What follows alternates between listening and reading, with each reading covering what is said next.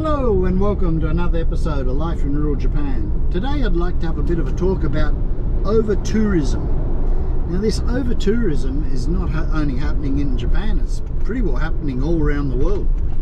In Barcelona, you wouldn't want to go to Barcelona. The locals there are really giving it to the tourists. They're spraying with water pistols and yell at them and got placards, and you know, it's just crazy. You know, why you'd want to go to Barcelona has got me beat. Anyway, but you know, it's also happening in Australia. I've seen where is it, Seal Rocks, they're having a problem there with over tourism. The Gold Coast is always bad, like Christmas and New Year.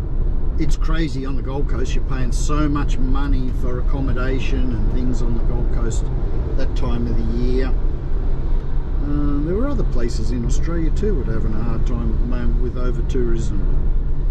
But anyway, Byron Bay too. They're really complaining in Byron Bay. The locals are really upset there. Too many tourists coming. They only want Airbnbs to rent their places out for 60 times a year or something like that. They're trying to restrict the number of tourists coming there. Anyway, the same thing in Japan. You know, there's places where just getting swamped with tourists, you know, like Kyoto and Nara is a big one. In Tokyo, the popular places in Tokyo and that. But you know, like if you come to Japan, I really don't know, you know, Kyoto and Nara is nice to have a look at and that, but why would you want to be there with so many other tourists when there's some other really great spots you could go to? You know, if you're going to come to Japan, do a bit of research, have a check around, look for some other places, not the main touristy places. You know, if you want to see Japan, get out in the country and really meet people and see what it's like. You know, like Kyoto Nara is not going to show you what Japan is actually like. But if you get into some of these small places, you can really have a good experience and you'll be treated like a king or a queen, you know, like the people really look after you. You know, learn a few little easy Japanese phrases, you know, like, you know, if you meet someone, oh, konnichiwa, you know, thank you, you know, arigato, you know, and just sort of try a few little phrases. Use your phone, use Google Translator and have a go. Doesn't matter if you make a mistake, you probably never see that person again in your life anyway, so if you make a fool of yourself, it doesn't really matter, you know. But you know, I think you could have a lot of fun if you get into some of these rural areas and you meet some people. Go to an izakaya bar, you know, like izakaya, that's, you can go and have a few drinks and they cook up food and that for you. Meet some locals, you know, sit down and have a yarn with some locals, you know, use Google Translator and try to make a bit of a conversation, find out some things. But yeah, me, I would sort of steer clear of the big touristy places. It's just, they're a nightmare. Just too many people, and yeah, you're not really seeing the real Japan. The real Japan, you know.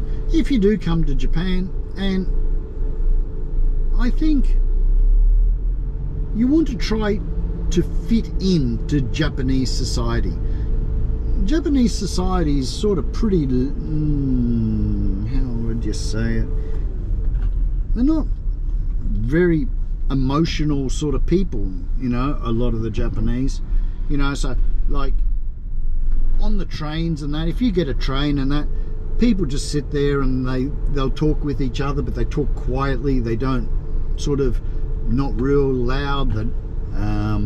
They don't use their phone. They'll use their phone to watch things, but they have earphones in. They don't talk on their phone. That's a sort of real no-no. They don't do that. So, you know, like if you use the train and you're there with a couple of mates and whatever, or your wife or your girlfriend, you know, don't go speaking real loud and that. Just sort of speak quietly with each other and that. Sometimes people like Westerners, they use a lot of perfume and that, really strong. It's really strong, you know, and Japanese don't sort of use that much perfume. They use deodorant and that sort of thing, but they're not real big on perfume. So it's sort of, I think it puts a lot of them off, you know, the real strong scent.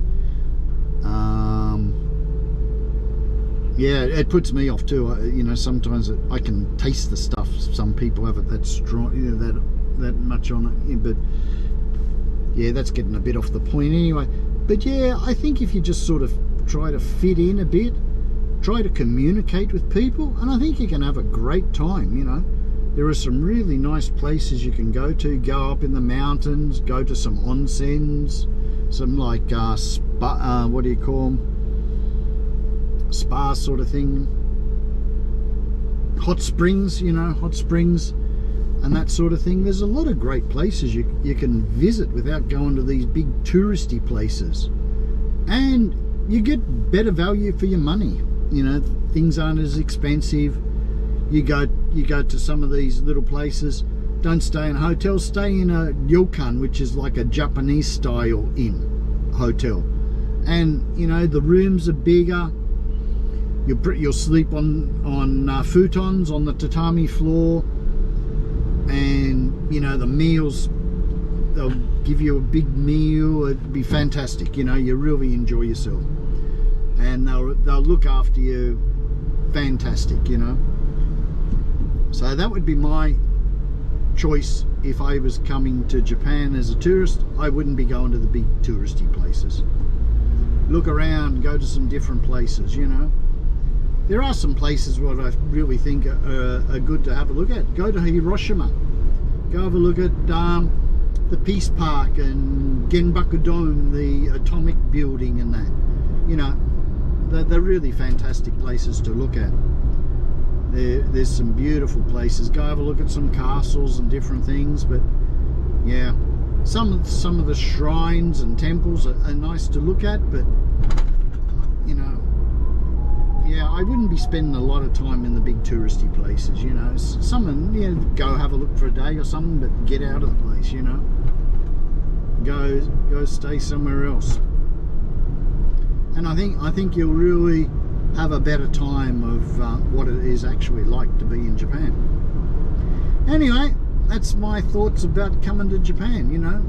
Get out into the country. Meet people, you know, enjoy your Japanese experience. Anyway, till next time, that's all for now.